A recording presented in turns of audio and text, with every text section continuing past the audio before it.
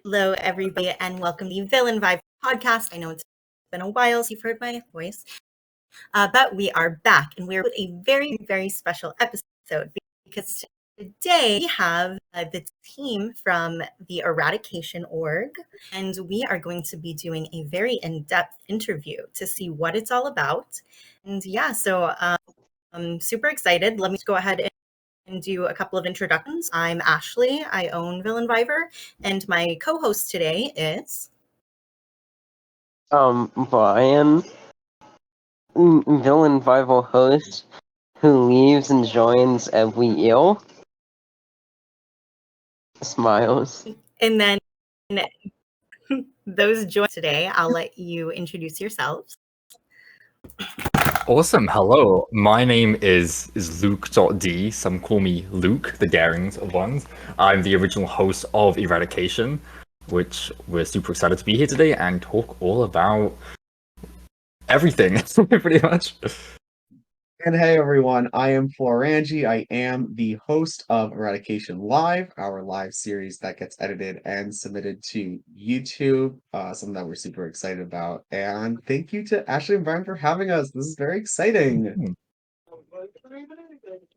Thank you so much for being on.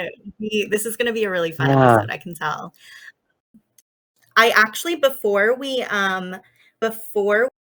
start with the prepared questions that we've had that we pre-planned, I totally missed the live show that you all do. So I actually never mind. I'll just add this into our question list. So we can start with the prepared questions, and Brian is going to get us started. So Brian, go ahead. Until me being unprofessional, Ella. But anyways, what is Eradication, and how do you play it? Eradication. So Eradication is a custom format org. So it's not like Survivor, it's not Big Brother, it's unique, and you won't find any other orgs with the same format of Eradication. The way the game works is we typically start with 18 individuals, similar to Survivor or Big Brother. And there are two main phases to each round.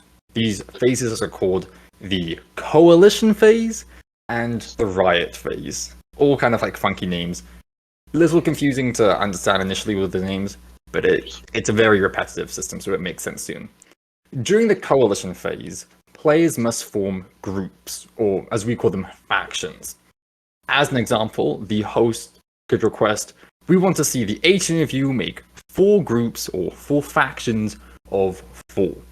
So then what all the players do is they have 24 hours to run around to each other and say, hey, let's get a group here. So I could go up to you, Brian, you, Ashley, and you, Florangi, and say, us 4 here, let's all be a group together.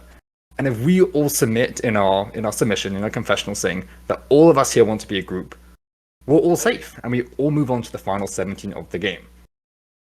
However, in this example here, you might notice that 4 times 4 equals 16. Well, there's 2 people left over who won't be in a group. These 2 individuals would enter what we call the Riot, which is the second phase of the game. During the Riot, it's simply a challenge, and whoever does worst in this challenge is eliminated from the game. So it's kind of like Survivor in a sense, but flipped. Instead of having the immunity challenge and then tribal council, we have almost like tribal council first, and then the immunity challenge afterwards. We'll probably get way more into detail about how the actual game has functioned in real time and everything, but you may have noticed that you can get through a round completely safe without having to be in a challenge. And I think that might be the key of why we're really excited about our format, because you could come in with this stellar social game and then just make it all the way to the end, no problem, you win the season. And I think that's why a lot of people in the org community really enjoy it. There's a lot of bleh feelings about there being comp beasts all around the org community, but our format kind of combats it.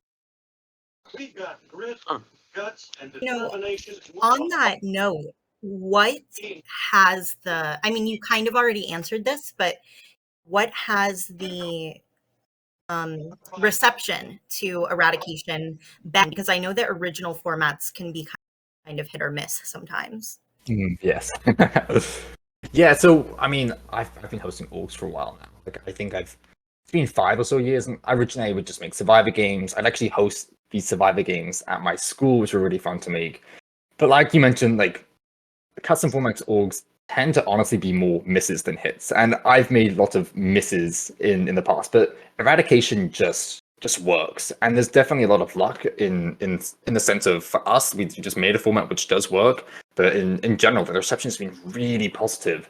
It's a game which feels unique, where it's not like Survivor, but there's like a very small twist. It's a completely different game, but the way you play it is such kind of like a different.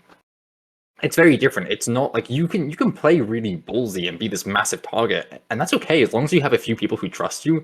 You're fine. So I think the community really is enjoying it because it gives you a lot of freedom to play how you want to play. There's not really a meta. We've done 3 seasons of our live game and 3 seasons of our long-term game, and still to this day, there's not really like a set meta. Like in Survivor, there's like onion layer strategy for alliances, and you want to play under the radar. But there isn't that in Eradication, which gives players a lot of freedom and a lot of creativity to play how they want. What I love about our format is that it really feels fair. With a lot of custom formats out there, there can be some crazy twists or some really complicated layouts for how the game's supposed to be played, where it just doesn't feel like everyone's fighting on an even playing field. Straight up, if you just don't make it into a faction and you have to go into the riot, oh well, that's fair because everyone had a chance. So the reception has been really strong, especially for the long-term games, which is what really kickstarted Eradication. Love that. So if I'm understanding correctly, there there are no twists because you don't need twists for Eradication. Is that correct? I'll jump in on this one because we're currently like trying our hardest to not incorporate twists because the format works. So, for example, in our live games right now, we've had 3 really successful seasons that have been received just like wonderfully, where we're starting to get like Big Brother YouTubers and whatnot to start playing them. And since it's going well, we're not introducing twists because we feel like a twist kind of needs to like fix an aspect of the format, if that makes sense. But ultimately, and Luke might want to actually elaborate on this a little bit, there's a little bit of lore that is in the Eradication long-term game itself. So there may be some season-long quote-unquote twists that like are applicable for just like a single season, but those are generally more, I think, tied in with the lore versus the need of, oh, it's a custom format and we need to keep it fresh. We need to add this twist. It doesn't really feel like that. If we had a season right now where it was just base form Eradication, we could confidently say that it would do really, really well. So that's what excites us about that format. Rated T for T. Love that. I love that. I had I had worked this question in later. This was the question that I got really excited about, like, and wanted to ask first. But I feel like it doesn't make sense to ask all the way where I placed it. So, like, you have mentioned the live version of times. Can you go over what that means, like what it is, and how it differentiates Yeah. from the long? Well, I'm the host of the live game poses. I'm very exciting. But what happened was I played in season 1 of the long-term game, and I ended up having to leave the game immediately because of just personal issues. Came back in season 2 of the long-term game and had a wonderful time. So I came up to Luke after that season ended, and I was like, dude, I really think this would work great for a live game. So as opposed to your standard org game that would play over the span of a month or so, we could just crunch it in 4 hours and just have like quick paced eradication. Because he gave me the green light, it's been such a successful series, the live game.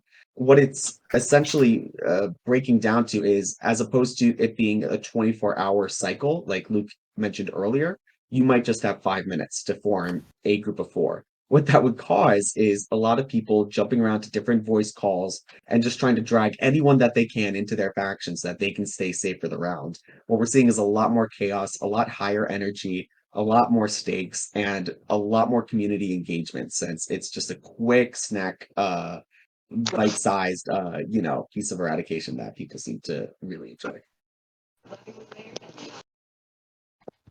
Hmm. That sounds like so much fun. Like, sorry, I didn't mean to cut you off, Brian, but like that sounds crazy. It reminds me a bit of No, you're okay. uh, what are they called?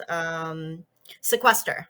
A little bit, just a I Mm. little bit. knew it. I knew you were gonna say sequester. Yeah.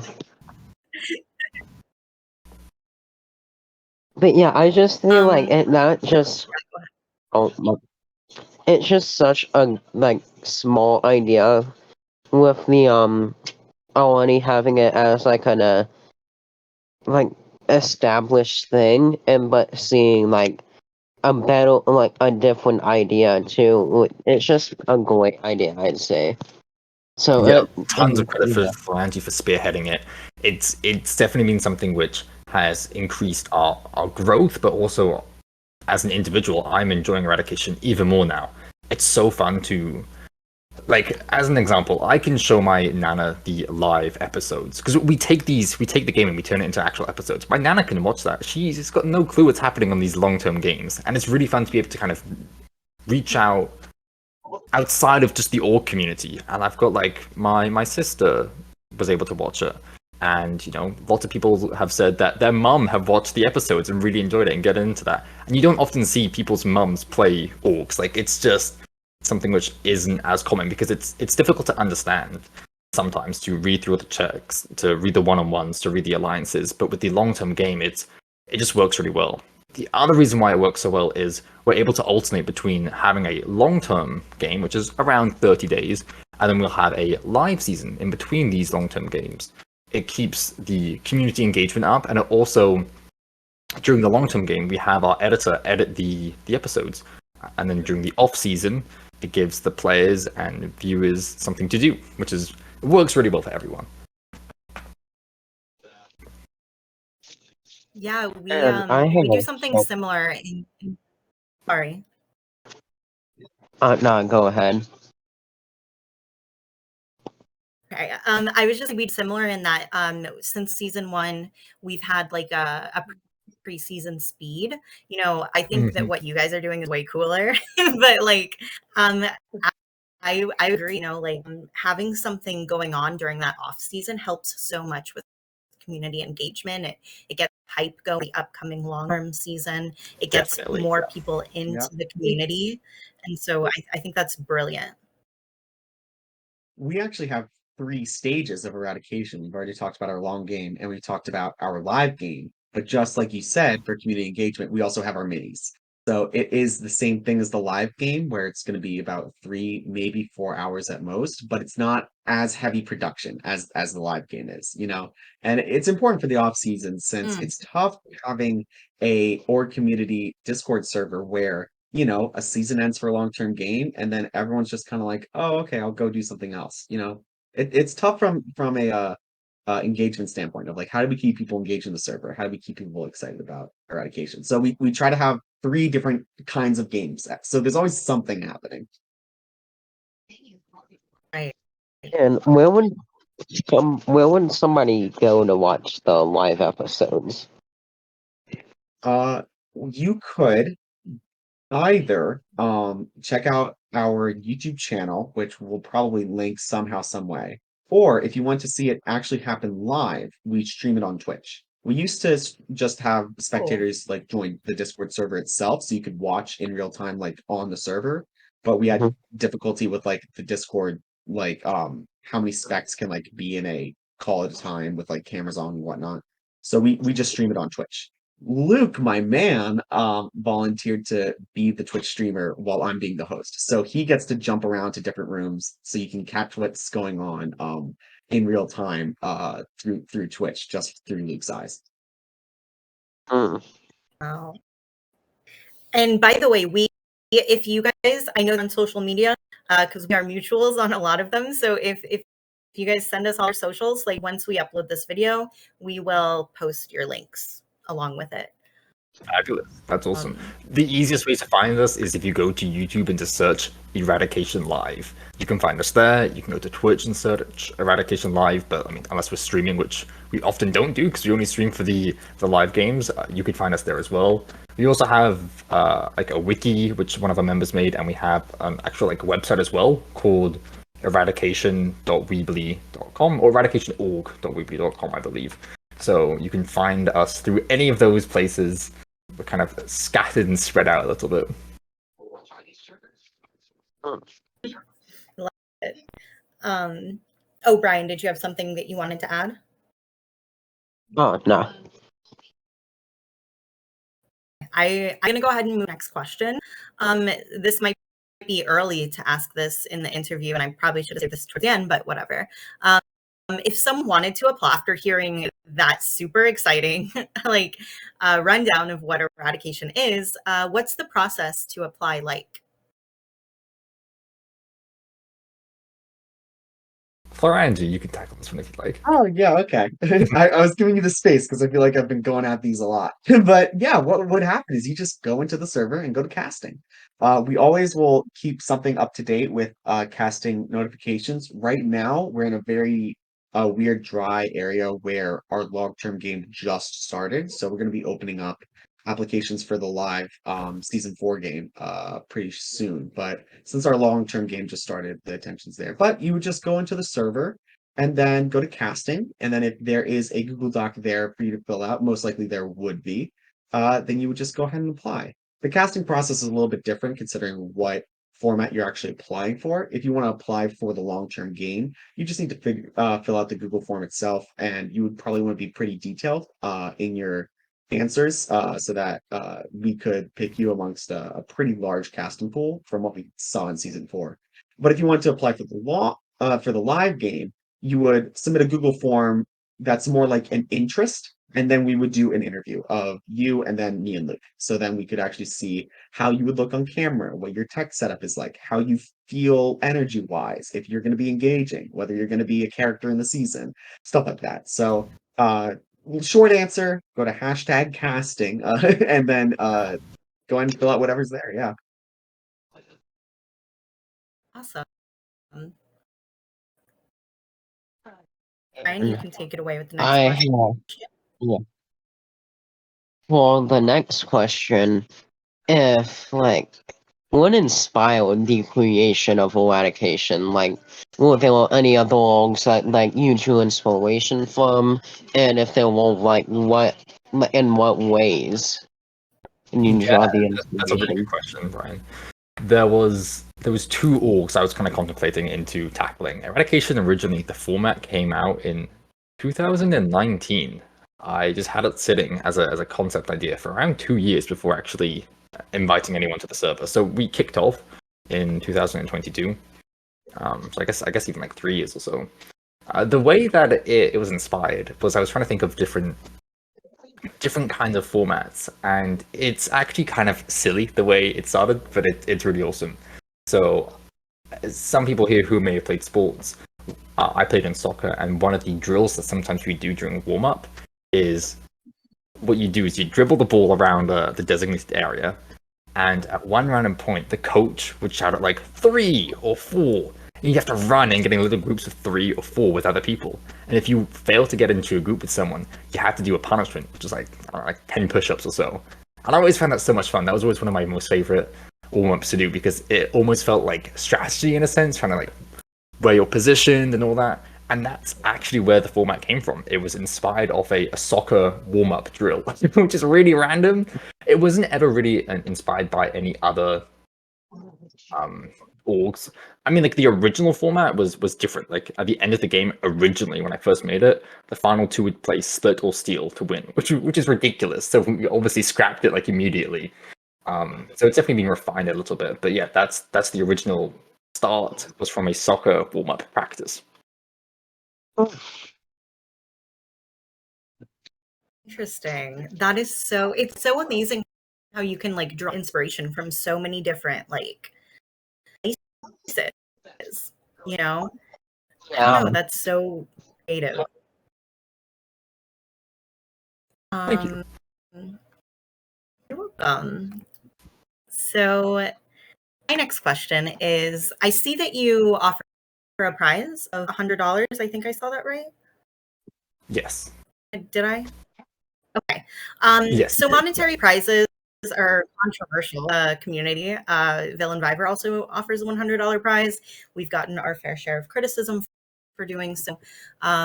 People say sometimes that if your org is good, you shouldn't have to offer money. I know our reasons for offering a prize. So I'm wondering, you all decide to offer this prize, and also why $100 instead of say 50 or 25? Well, that's a really good question. And there's, depending on the game you're applying for, there is different cash prizes. As an example, for the live game, there's a $50 cash prize. For the long-term game, for season 4, and we don't know for sure if we'll do it in future seasons, but for season 4, we gave a $100 cash prize. And the idea behind this was to try and draw more people in. I know if I'm looking for an org and something seems cool and it seems engaging, and they're offering like $100, like I get to go do this cool journey, try and battle against other people and win a sizable amount of money. That's really attractive to me. So the purpose of why we have it was originally to get people to join, and it also gives players something to fight for. I obviously can't talk too much about the current season without giving away private information about the players, but the players themselves have seen the $100 cash prize as a positive thing. We've got no complaints from anyone, fortunately. No one's playing evil in a sense. Like, people are still playing with morals, and that's something which we do actually push pretty heavy towards. Is you're allowed to be get into fights with other people, but there has to be always some level of respect within Eradication. And if there's not that respect, then we have to have like a conversation with the players. But that hasn't happened, which is really good. Yeah, it just gives something the players to fight towards, which is cool. And then for our live game, there's a $50 prize, but there's also, what we did for season 3 at least of the live game, is there was also a $10 entrance fee. And the reason why we have an entrance fee is because we are paying a professional editor a sizable amount of money to produce these episodes. So what we offer is we offer them the ability to be on their own show. They get to play this really intense game, and then they're just helping funding for the episodes themselves, because otherwise Ferengi and I would be broke. And I have a quick off-topic question, but just out of curiosity, was that $10 entrance fee like to apply, or like? Really good question. It's if you get a spot, so it's absolutely free to apply. I'm also very flexible on pricing. I won't say names, but there was someone in season 3 who couldn't afford the entrance fee, so we worked around it, and they ended up paying they just paid $5 instead. And if someone can't pay at all, then we let them play for free. It's not like a hard-earned, like, if you can't pay, you can't play. We're flexible, and we'll work around what you're able to do. When I hosted my school survivor series, I threw like a $500 cash prize, and the entrance fee was $35, and people were willing to pay for that because of the effort that went into it. Like, for our live games, they're only 3 to 4 hours long, but we put hundreds of hours into creating them. So for what you're paying for, it's completely worth it. I think that the players would say, considering that they were willing to pay, and they had so much fun playing. Yeah, like, from how much, just by hearing it, how much of it put in, it sounds like $10 is definitely a very good amount to pay to play. It's very cheap. we try and make it as low and as affordable as possible for the players. Yeah. Okay, for my next question, just hopping into the server, it's just one of, if not like one of the most impressive layout and organized of how everything has its little spot, and especially with the italic and the columns is just really good. So how did you handle that, creating it?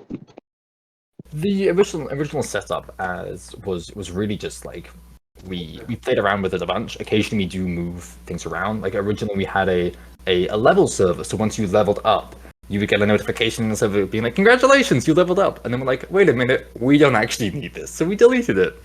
I think just from experience, and we have we're really open to community feedback, and we actually have a production team of like 10 or so individuals, all who are very intelligent and very wise, and who can bring lots of different assets in different departments. So we talk as a team, and we're like, do we actually want this channel here? I think for the most part, though, we didn't spend too much time on layout. It just where things felt like they naturally lent, but we definitely did try and make sure things weren't too clustered anywhere. So if we were able to combine channels together, we would. Like there was a channel called Players and a channel called Season Recaps, something along the lines of that.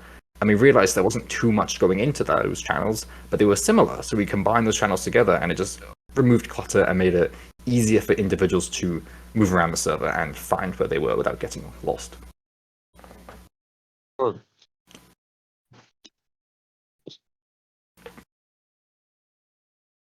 I'll pass it over to Ashley for the next question.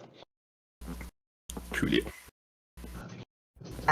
Sorry, my dog was barking. So you mentioned earlier that you have a website. That's a super unique addition. I've only seen it a handful of times in my time in the org community. So can you just like go over the website a little bit and go over your decision on how you decided or why you decided to create a website? Absolutely. So Josh994, he used to run Org Resort as a very well-known name in the Org community. He's an absolute genius, and we're extremely honored to have him on our production team. He created the website. And so I do have the URL. It's eradicationorg.weebly.com. And the reason why we have this website here is it's an archive website in a sense. We archive anything which we deem to be important, such as confessionals or certain alliances or the bulletin board, which is where we make the announcements for the series. And we archive them and we throw them up using some complicated manner, which Josh has managed to figure out because, once again, he's a genius.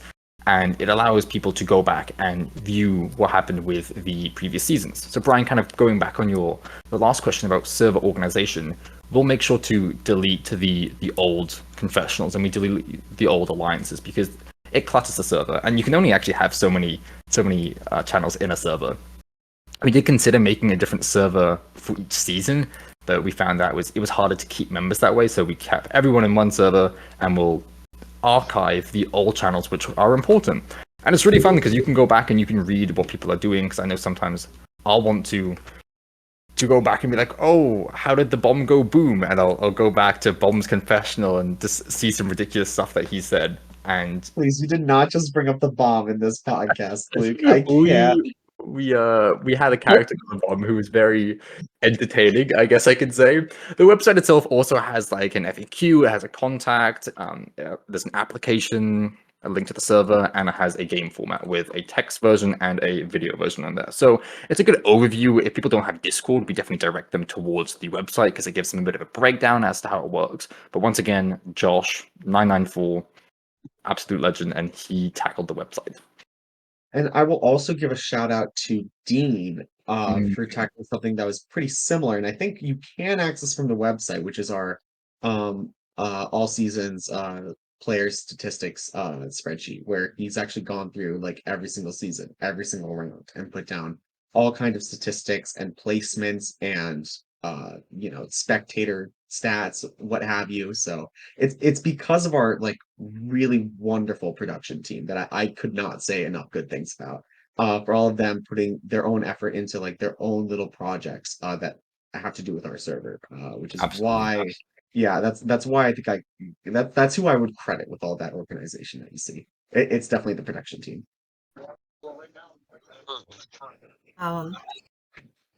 It's so interesting that you, well, first of all, Josh994, you're right, absolute legend. We love Josh994 here. But yeah, you mentioned the player stats spreadsheet. It was actually the next question. So I was going to ask, can you give us a rundown give us a rundown of your player stats spreadsheet? Yeah, I We've can had totally people do that. ask for something similar. We've never been sure where to start. So yeah, our player stats spreadsheet is intentionally not fully updated because for some of our live games, since we still need to edit and post some episodes, we don't want to spoil like who the winner of the most recent live game is on that spreadsheet. Sorry. But oh no, it's totally fine. I love dogs. But on this, you'll get an overview of the season, who everyone who got an award would be for each season, and we have about, I'm looking at it right now, it looks like 15 awards per season. So you have just a whole spreadsheet of just all the recipients of those awards. You have a page that I think is very impressive, which is all the player statistics. So you have players who have played 2 seasons of the long-term game. You have players who've just played 1 season, and then it goes through all the statistics of what's their average placement and how to calculate all that, which is going to get a little bit tedious once we have our first all returnee season. But good on Dean for tackling that. But then you have things like spectator game winners. You have a category that is dedicated for each individual season that goes through every single person's decision every single round for every single season. It really is in detail and something that I've always wanted to see other orgs implement because I wanted to see like the history of each org. So Dean is our honorary historian for actually putting all that info in there. So hopefully it keeps up to date so that anyone who wants to know what happened in season 1 is able to, get that information super down the line.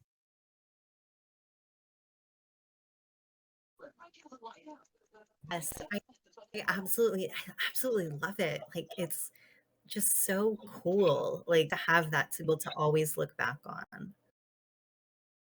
Oh, it's so cool. Oh, how did we end? I thought Shout out I to was. Dean. Love you, Dean. Oh my gosh, I Yeah. asked my question. I'm so sorry. Yeah, I I'm wasn't sorry, gonna Brian. say anything. Nah, it's fine. You can have 2. Okay, I'm So sorry. do you want? The reason I wanted evens was so I could ask this next question. Yeah, ask it. I'm so sorry. I'm so sorry. You can have 3 in a row. No, I promise. no, Sorry. Okay. no, So it's okay. something I've noticed that seems to be new to Eradication is the membership system. So this is your chance to give us your sales pitch, so to speak. What can people get for what cost? And I'm also curious from a hosting standpoint, have you found this to be effective? And if so, in what ways? Yeah, definitely. So we have a membership program here, and what this means is for a monthly fee of like $2 or $5, depending on the tier you're going for, you get tons of exclusive perks. These perks could be as basic as, oh, you get a unique role forever, or you can get things such as early access to the episodes. You can have your own challenges be in the live games. You'll have prioritized applications. There's lots of different perks you can get behind these memberships here. Really, it's the purpose of them is if there are people who are able to support the server, this is a way that they're able to do so. And we wouldn't have a membership system if we as I mentioned before, we have an editor and we are paying them money. And so this is just a way for people to help support pay for the episodes. It's cool, and we were also able to have these membership giveaways and use them for giveaways. So we have these memberships such as, so they're classified as Ruby, Sapphire, Emerald, and Diamond. We've got sparkly names for them. And for example, we had a game night once, and we said, all right, whoever wins the game night wins a membership worth $15. So it gives like incentive and it allows players to, and individuals, spectators to participate in games. And it doesn't cost us actual money, but they are still earning something which is worth of around $15 of value, as an example.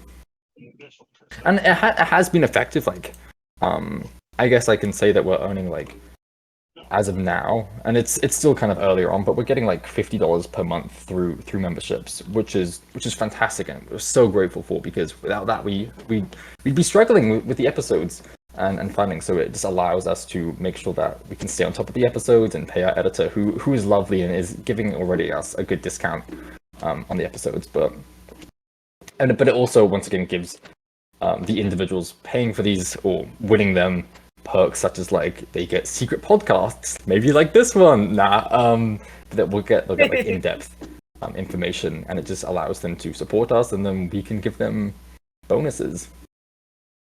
Correct me if I'm wrong, but one of those bonuses is you like get to play in a non-all-star season like of your choice, like no question, no interview required, right?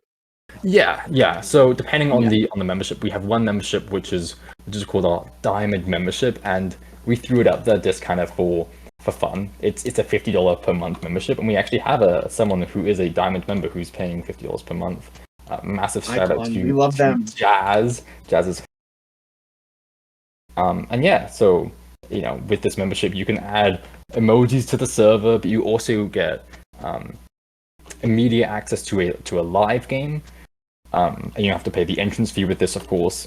You can also have access to the long-term games or the mini games. So they're gaining lots and lots. If you're a big fan of Eradication, definitely, if you want to help support us and get more from yourself, definitely becoming a member is good. Currently we have a sale for Ruby, which is usually $10, but it's right now only $2. But there's only like 5 spots left for people to come and snag that one if you want it. Interesting. Hop on it. That's a good deal. It's amazing. Like all the benefit that you're offering people, and it's a good way to give to a community that people love, want to support. And yeah, I think it's wonderful. I feel like sometimes people can hear about things like memberships and anything with money and kind of be taken aback sometimes, but no, hearing like talking about it like this, it's like the purpose is to put it back into the same community. So absolutely. Yeah, and we've only ever had like positive feedback or people who honestly just don't really mind or care about their memberships, they just disregard it. That we don't want to ever put a paywall in front and be like, you can't be on the server unless you're paying. Like, no, we want as many people to be able to enjoy Eradication as possible. Because it's a passion project and we want other people to be invested into it as well. It's just it's just a bonus. I love that. Yeah. Oh wait, yeah, it's my question. Where did it go? You like just keeping in this like giving to the community and like keeping it all around. Like what sort of giveaways do you do on this level? And they're only like what ways only in like effective with like what's the one interaction with the solo. Yeah. My favorite giveaways are always game night giveaways. We'll play some Jackbox sometimes or whatever, and it's usually can be competitive. But if you add like $5 on the line, which we did one like a week ago, we had a $5 giveaway for the winner, and it got really competitive in a good nature because we've got a really blessed and lucky to have a really like positive community. But people were like, "Rah!" We were playing push the button, and it was really entertaining. In the past as well, we've also done a couple giveaways for invites, where you can win Discord Nitros as an example. The last invite, I think we've only done 3 or 4 of these invite giveaways, but the last one we did, we ended up giving away over $150 worth of these memberships. So we gave away a Diamond membership, and we gave away a Ruby and Sapphire and an Emerald membership. So that helped boost our members. And it's people who, if you don't care about the memberships, you don't really care about the server people, that's fine, and people don't need to.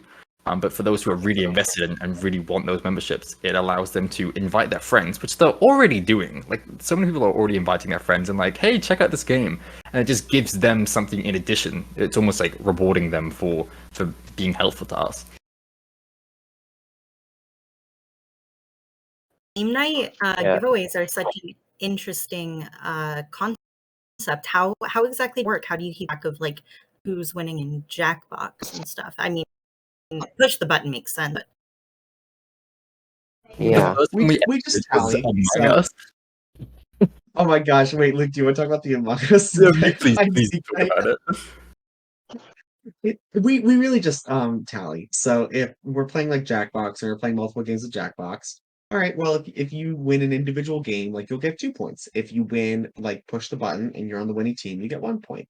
Just things like that until the game night like kind of settles down. We figure out, okay, you win the game night, blah blah blah. Oftentimes it is low stakes just because we want to have like an engaging night. That's kind of like our goal with those kinds of things.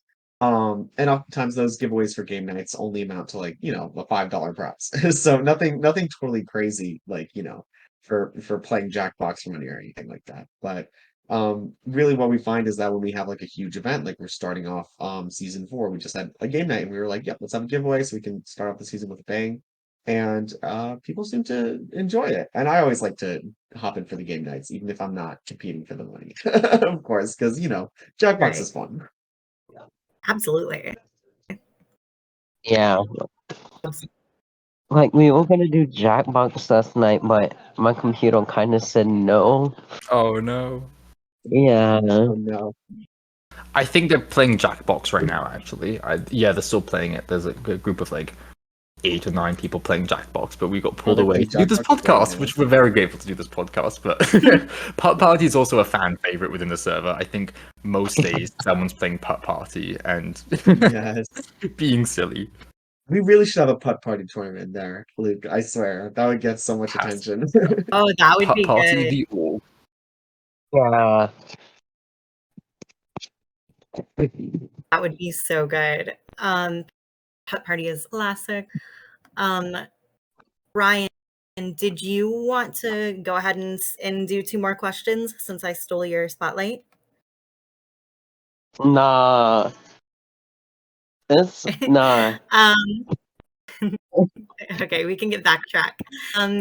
This question is, Yeah. this is something that's, very important to me as an owner, because even though I myself is being the rest of my team, sometimes just power dynamics happen. And so, like, what's the key to successful hosting and maintaining harmony within the team, and how is your team structured? Yeah, I think one of the things which we're super lucky about is we have a good production team. Like they're good souls.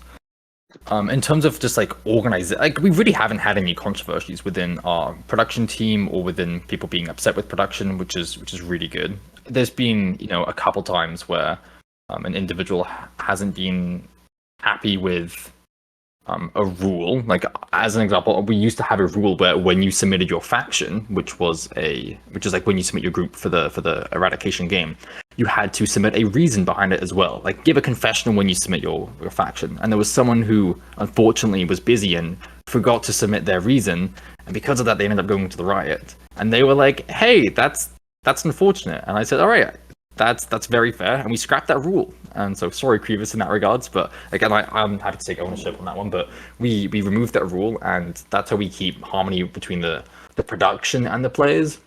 In terms of our own production team, we have calls every now and then. We have like a master spreadsheet of everyone's kind of like, I guess, quote unquote responsibilities. Like Dean tackles the game nights. Oh, sorry, Dean tackles the spectator games, and Josh tackles challenges, and Jazzy will tackle lots of graphics, and Space and Yushki will tackle kind of like season twists. Like it was a couple nights ago where we were all on a call. Like I think there was like 10 of us, and we're talking about season 5's twists, which is really cool. I'm very excited for it.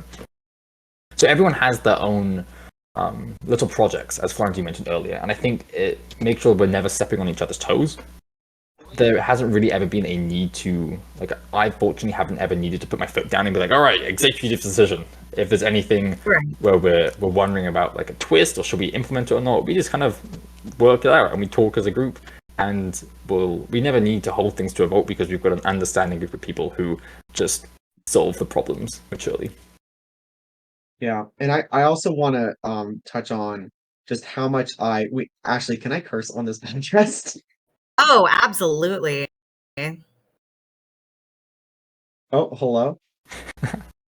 Hello, can you hear me? Oh, I can't. Okay. Hello? Oh, okay. So I almost came out, and I you was like, "Wait, can. I Yeah, have to we be can hear sure." you. Oh, wait, can people hear me? Sorry, I kind of cut out We there a can hear bit. you and you can curse. Okay, Yeah. sweet. Yeah, I just want to touch on how much I really just fucking love this production team since I'm in charge of the lives, right? And it's pretty like well known amongst like the production that just like I am just the guy who's just gonna put all my energy into the lives and I'm gonna make the lives. But it's set up in a way where I'm the lead guy and I'm not ever afraid to reach out for help if I either need help making a graphic for a live or if I need help testing a competition. These production members who are assigned as production members to the long-term game will go out of their way and take the time out of their day to help me because they want the server to be improved, not only, just to be a successful host in their own role, but, to just overall improve the entire community. So really like all the people that we've just mentioned have gone out of their way to either like test a competition for me or make a graphic or be a camera person in one of our calls where they just sit in a single room for the live game for 4 hours just to record so we have footage for our live game. Like it's really just awesome what they do. I need to thank them at some point, personally, because they really put a lot of their effort into that. Wow. I can just hear how much you admire your team and how much, I don't know, just how much Yeah. care is there, and that's so important to running a successful team. My dog is about to start barking, so I don't need to rush into the next question or anything, but I'm going to go on mute. Okay. And not to call you out in front of everybody, Ashley, but it's just 10, 10, 11. Anyways, just as another question, well, Ashley's on mute. Like, what unique challenges do you face running, like, an original concept org? As, like, you can't ask people, hey, what did you do in this situation when it's an original org? And, like, and also, what advantages are there to having an original org to marketing? That's a really, really beautiful question, and I think it's definitely been a big challenge and a massive asset in some regards having an original formatted org. One thing which getting started was tough was getting people to play and to sign up and to join the server.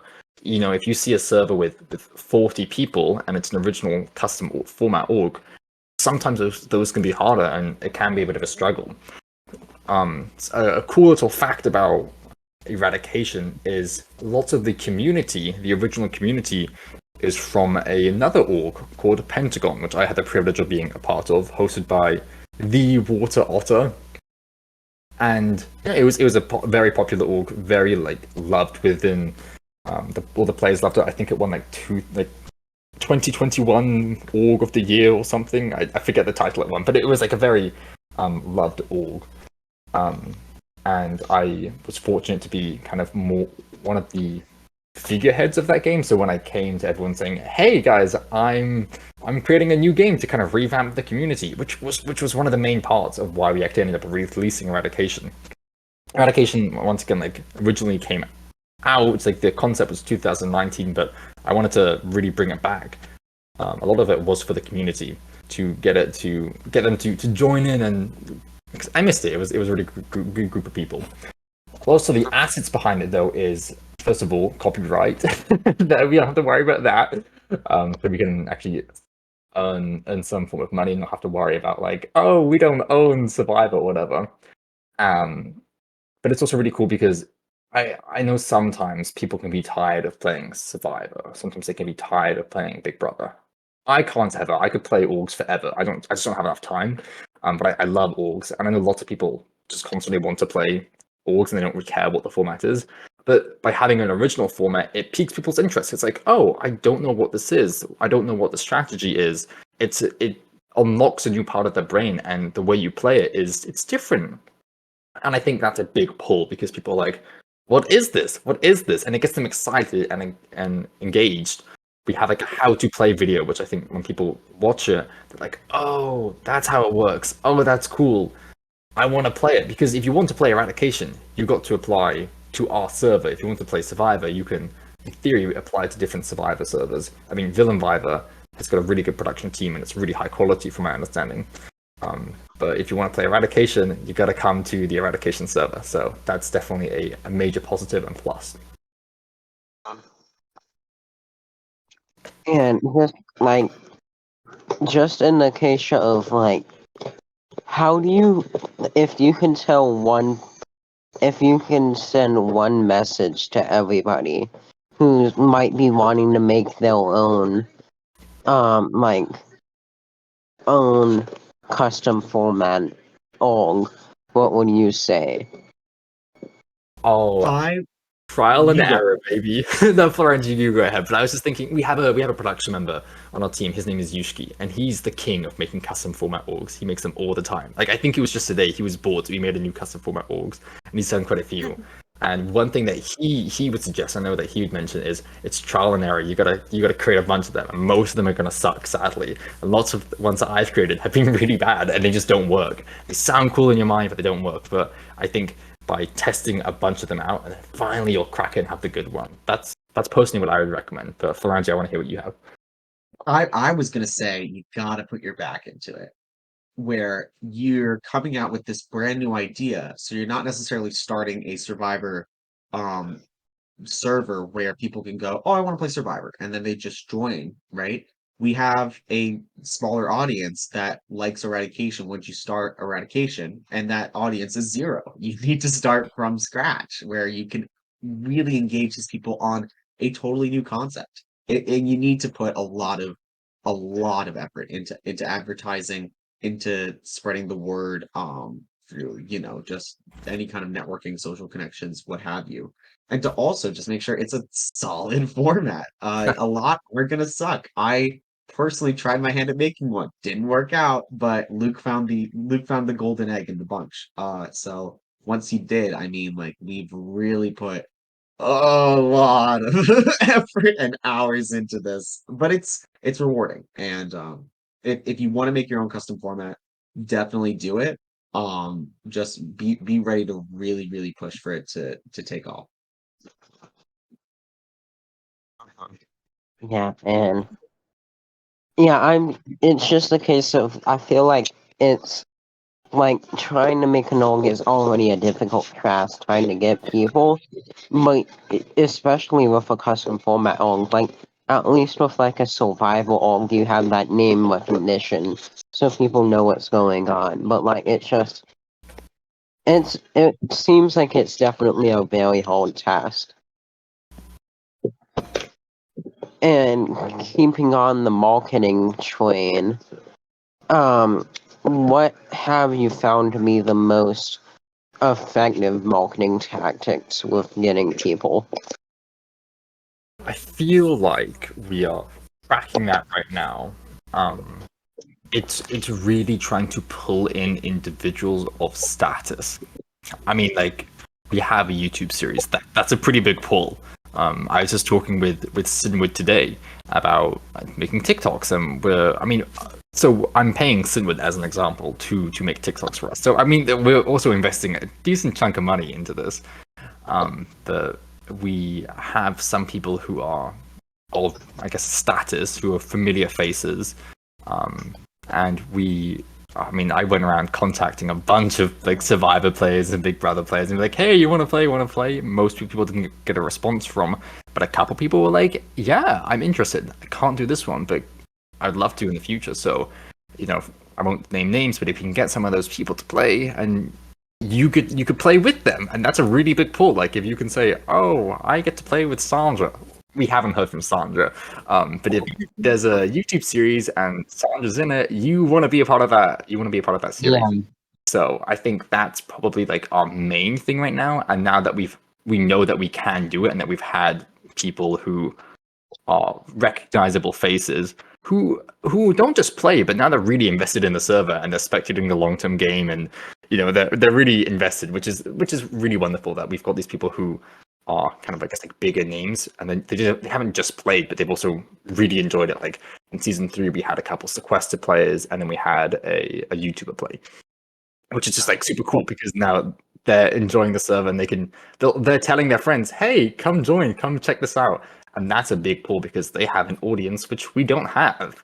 And yeah, you can only advertise so much. Like I try and do my advertisements and I'll go to different servers and I'll be like, come join Eradication. But there's only so much you can do as a production team. Sometimes you just need someone to give you that shout out on their Twitter. And that can help blow up your server, which is what we're aiming for right now. Yep. To summarize, there's no way that we're gonna get. No, you're totally fine. To summarize, there's no way that we're gonna get, a Survivor or Big Brother player to play the long-term org, as awesome as that would be, because it's a 1 month commitment, But if they want to spend 3 hours on a weekend trying out something new for, a $50, not a bad deal, especially if it's as high quality production as we try to make it. You mentioned like how you have gotten sequester players and YouTubers and things like that. Do you just like DM them, or how does that process work? Yeah, I go around, be like, hi, I have a little message, and I always make sure I add something personal. I'm not going to random people, like I'm selecting specific individuals where I'm like, oh my gosh, you were really fun, or I really love your YouTube videos, especially this one. Would you be interested in playing? And I think we have a YouTuber lined up for season 4, fingers crossed, of the live game. So it's really just like reaching out to people, but you have to have, I guess, like some form of server to start off with. Like it would be difficult to get a YouTuber to play if we only had 100 people and we've never made these episodes. But we can actually be like, hey, we have a professional editor. We put in hundreds of hours into production. Like we have a very, very high production org, and I think people are willing, like these, I guess, bigger names are willing to put like a 3-hour commitment into a game to try something out, to have a fun evening. And that's like the secret. Interesting. Okay. Mm-hmm. Yeah, that's awesome. It can just be a little intimidating sometimes reaching out like that, but I applaud. Oh, it is. It is. I'll reach out to someone. If I get a response from them, I get all giddy for the rest of the day. I'm like, oh my god. Absolutely. Let me see. I promise we won't take up too much of your time. What you clearly have a community. Like one thing here at Villain Viver, we pride ourselves on is being a community first and org second, and I feel like that is very similar to kind of what you have going on over at Eradication. So, what are the keys, in your opinion, to creating and maintaining a community like that? Congrats on 1.1K, by the way. Iconic. Huge numbers. Thank you. It's awesome. Yeah. I think a huge part of maintaining a community, especially one that we want to try and grow, is to still value our members, like you said, over the actual game itself. There are absolutely times where I will just like, call some people in the server just because they're my friends. And really that's just the trick to a community. You can't necessarily like just create it like a machine. I like have friends in my community, and it's really just that simple from my perspective. Like, they're my friends, they love to be in the server. I'll, give them a call, I'll beat their ass and putt party. Like that's just kind of the way that it goes. But it's about just like, relating. Like you said before in the interview, like sometimes it's hard to beat the stigma of, oh, you're the big guy on campus and you are kind of technically in charge around here. But really, like Luke, for being the owner of the server, is all the time like involved in community events, even though like he is also at the same time working lots of hours to make sure both the long term and the live games are working out well. So I think it's about involvement and being a part of the community yourself. We have fun. We honestly have so much fun. The only reason I know that Florence and I are able to put in so many hours is because we enjoy it and it's worth it. And part of that reason is because we really love the community. We've got a really solid group of people. There are some people on the server who've never sent a message. Like there's obviously some people who are inactive, but it's a pretty good active server. People love to play party, just voice call, mess around, play Minecraft. chat, strategize. We're very, very lucky, and a lot of that just comes down to just we've got very lucky in getting good people. I guess also one other thing is our community was originally based off the Pentagon community, and we opened up the server when we launched it, and we had 100 people join in the first day, and those are 100 people who were fantastic individuals who were really lovely people, and there definitely was some luck in having a good community, but it's grown significantly since then, and we've been very lucky to just keep getting really awesome people who are partaking and participating, and it's like a positive vibe. So even if you're someone who might not always be super positive, once you walk into it, you're like, oh no, it's fun. The people are just having fun. I'm just gonna have fun. It's fun. That sounds like the way that you describe it. It's like I'm so this delay is gonna kill me. Oh my god.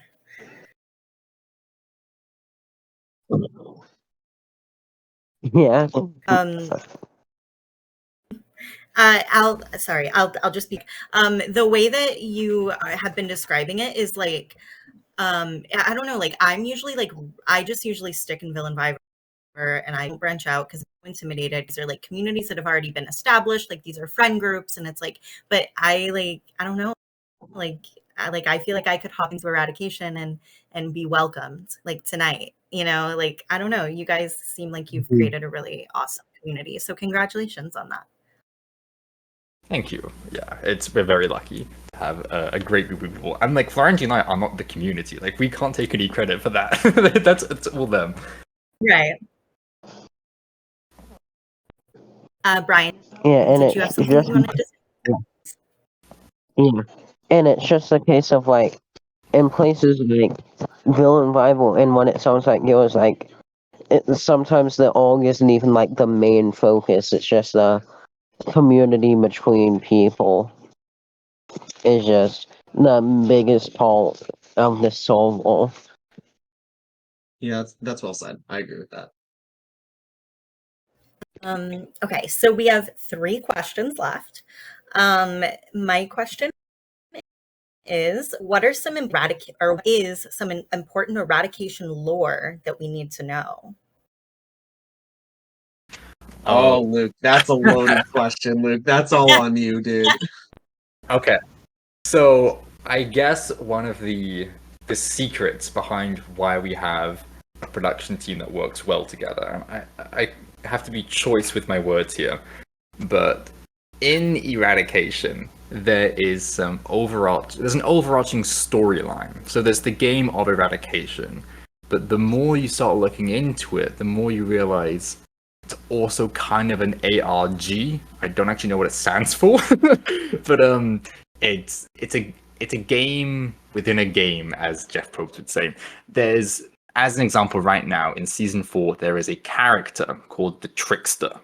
And the Trickster is this entity, this character, who essentially is just there to cause mischief. And each season we have a different character who may or may not get defeated at the end, depending on what the players do.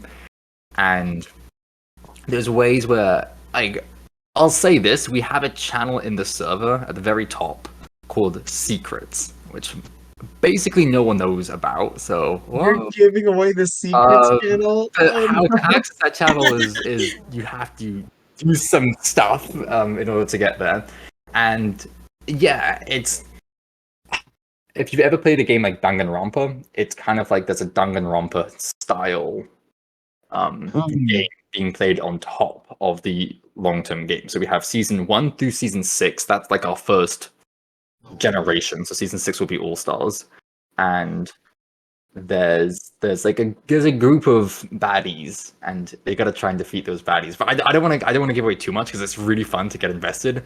But so mostly it's production members who participate in this game of the secrets and lore, and it's a way that the production can tackle tasks together and just discover secrets. But yeah, we've got lots of YouTube videos of these weird people going around being all secretive. I really can't say too much because I don't want to spoil it. But it's really fun, and there is an overarching storyline that connects the seasons together. There is a group of enemies who are devious, and it really makes the game a lot more interactive for the players.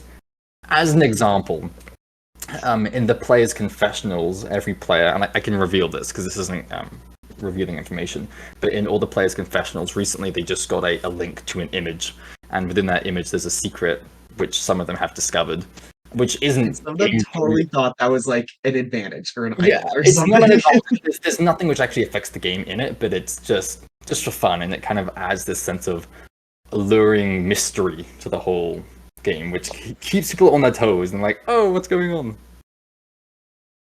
Interesting. Wow, this is like I don't know. That just sounds like so much fun. It's just like so exciting. It's like I don't know. Like, It is. It's really fun. It's one of the favorite parts. No one really knows about it, but it's fun.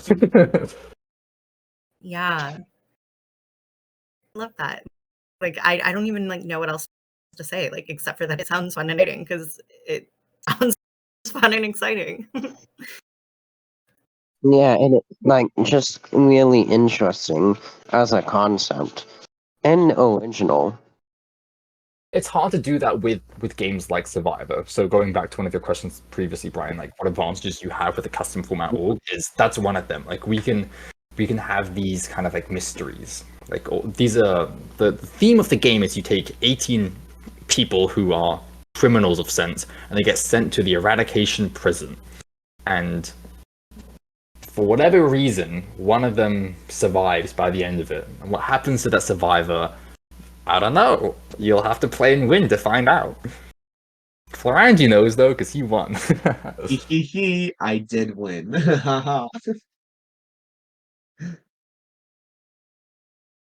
I say nothing.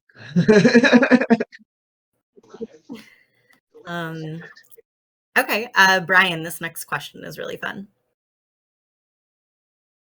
Oh, okay. Um, what a crap. My phone crashed. 1 second. It's okay. Now, I can do it. I got it. One of like keeping on with like the best moments, one of like the most funniest moments that have occurred in Eradication over its Ace. lifespan. Ace. Oh my gosh. In one of our live seasons, it's become a staple called pulling an ace. So in season 1 of our live series, one of the contestants, Ace, was very well positioned early on in the game. And he forgot to submit his faction, which then in turn made everyone in his group, in his faction, enter the riot, where Ace then immediately got eliminated for doing the worst in the game. And it was a very like goofy, funny moment where this power player just got sniped really early from a very honest mistake. I mean, we have a channel called Best Quotes, which is just like all like the funny things that happens. But I think immediately the thing that comes to mind is just you have this very intense round where this person has been controlling the first few rounds and they just go home in the most ridiculous way possible. I will also give a shout out to one of our long-term funniest moments, which is gonna go to Mega. And Mega was a player in season 2. And if you remember the format of the game, your goal is to get in groups of people, or else you'll have to enter the riot and fight for your life. But Mega decided to never enter a group with anyone and to just fight for their life over and over and over again. So it turned into the funniest streak of Mega just winning competition after competition after competition. It was hysterical in the moment since went against what everyone else was doing going into the game. Mega went in with their own strategy and it was awesome in the moment to see. No, but like just comparing that moment with pulling an ace. You know, Uni. I think it was season 4 when Uni took green. Ashley, like you remember when Uni took green for no Yeah. reason. Yeah. It sounds like that.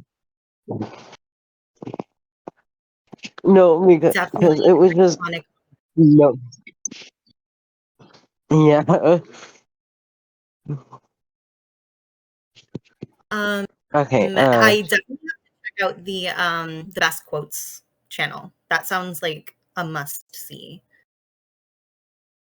Jazz is very good Mhm. at finding some of the best quotes and putting it in there. We have some players who are very goofy and will say goofy things. Like a quick example is the trickster of the season said, "Don't say any words considering the letter Z," and then one individual just immediately started going like zippity doo dah, zippity day, just kind of like calling the trickster's bluff in a sense. Oh my gosh, that is hilarious. Wow, that's a beautiful thing about like orgs. It's like even like in I mean, hopefully y'all have never had a toxic season, but even in like some toxic orgs that I've seen, like there's always like at least one funny moment that happens, like one little beam of light. And so especially if you can have like a season just full of those, it's like I don't know, it's just awesome. Absolutely, yeah. Yeah. So we have one final question, and that is, well, okay, it's three questions in one, so bear with me. What's your favorite about being a host in general? What is your favorite thing about hosting Eradication specifically? And what is your favorite thing about Eradication as a series? That's a wonderful question. I think it would make sense if Lorenzo, you and I both answer these questions separately as we're both hosts. So would you like to start? Right. Yeah, repeat them just one more time for me, Ashley. That was a lot in a Sure. row. How about we just go through them one at a time with you each answering them? Does that work? Perfect. Yeah. Sure. So the first question is, what's your favorite thing about being a host in general? I, as the host of the lives, am an attention seeker, so getting to have all eyes on me at all times is so rewarding. No, I'm kidding. It really is awesome since I work hard and like I can proudly say that I work hard because I have this wonderful end product being the live games where these players then reach out to me saying that's the best short-term org experience I have had, period. And that is just so gratifying for me since I've been playing orgs since I was, I think, 17. And that is just the highest praise that like I could get in this community. So really I do it for the community since like these have been people that have been my friends for years and it's to make sure that um I can greater what is the word I'm looking for? Contribute to people's org careers. Yeah, that's pretty awesome, man. I don't want to copy Floranti's answer, but that's what I would have said. But considering Floranti said that, I will answer in a different manner. I was just chatting with my friend about this a couple of days ago, and I've been a host for games for orgs for over 5 years now, and there's something so satisfying behind putting a lot of work behind a project and letting other people participate and play in your project. They get to play and have so much fun and something you put so much effort towards.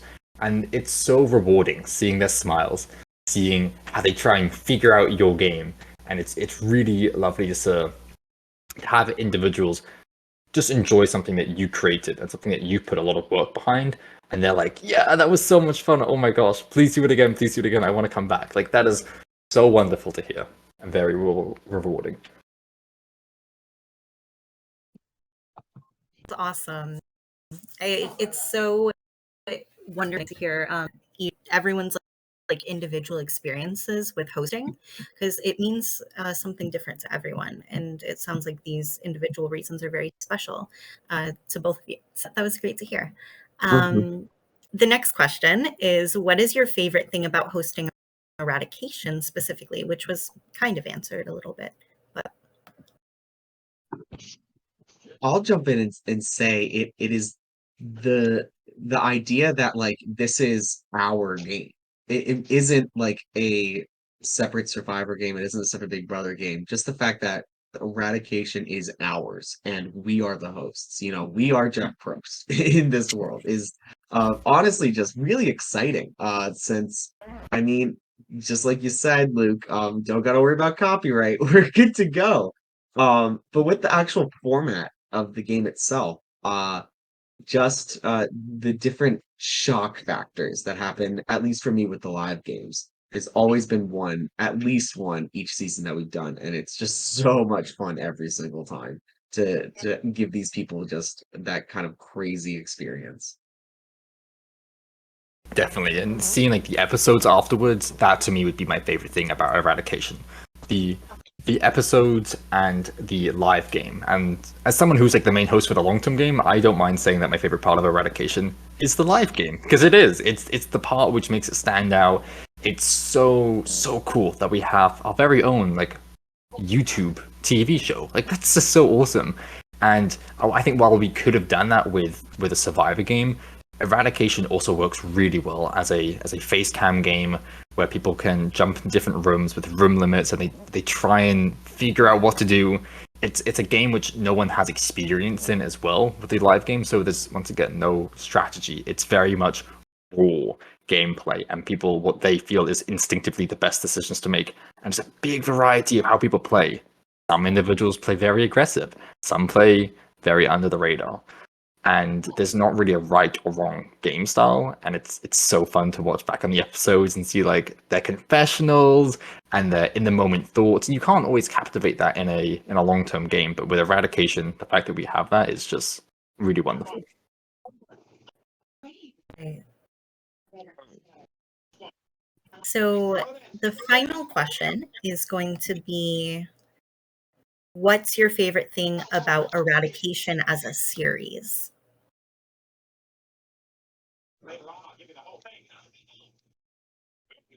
Luke, you start this one. I don't know my answer yet. Other than the community, because I think that's like a really obvious answer, and we've already talked a lot about the community. Which yeah, like the community is fantastic. My favorite part about Eradication is the fact that it's a game with there's really no right or wrong way to play, and the fact that you can play like I have found in games like Survivor or Big Brother, being this big obnoxious player who doesn't mind getting their hands dirty can be something which can hurt your game. So some individuals will try and avoid that. We had someone in season 1 of our long-term game, German or Arca they go by, and from the final 8 onwards, they were this huge target, this massive threat, and they'd call everyone out. And they ended up getting third in the game because they were able to. They didn't like most people wanted them out in the game. Like it was like 80% of people wanted him out, but he just had a couple people who wanted him to survive, and because of that, he was able to march his way to the end of the game. And that it's so fun that you can be such an outlier in a cast, and all you need is just 1 or 2 people to like you, and that can help you thrive and succeed in the game of Eradication. I agree. I don't mean to copy the answer, but just the idea that it's new. And every season, at least so far, has been something totally fresh because people have totally different approaches to how to play this format. I figured out it's a successful format pretty early on, just totally based off of the fact that everyone tried to play it differently. And that is just that is a diamond in the rough kind of format where you have that many different approaches to the same kind of game. And some work, some don't. We're still finding out. It's new, it's fresh, it's exciting. Uh and that's really where Eradication is right now. So I mean, I'm along for the ride for sure. I love that. What a great like way to end this questioning. It's like on that note. It's because you're right. Like this is new, and I can't wait to hopefully become more involved and see where Eradication goes from here, because it can truly only go up. And I don't know how it can get even better because it sounds already incredible. Like, but I know that it will, and Yeah. that's what's about it. So yeah, no audience questions today. So I guess before we wrap up, I'll just give both of you the floor for any final thoughts, any last things that you want to say. I'll start and let Thank Luke. you. No, I got you, Florence. I just gotta say thank you to Ashley and Brian of so much for having us. Okay, over to you, Florence. No, I wanted you to have the last words because I don't know what to say.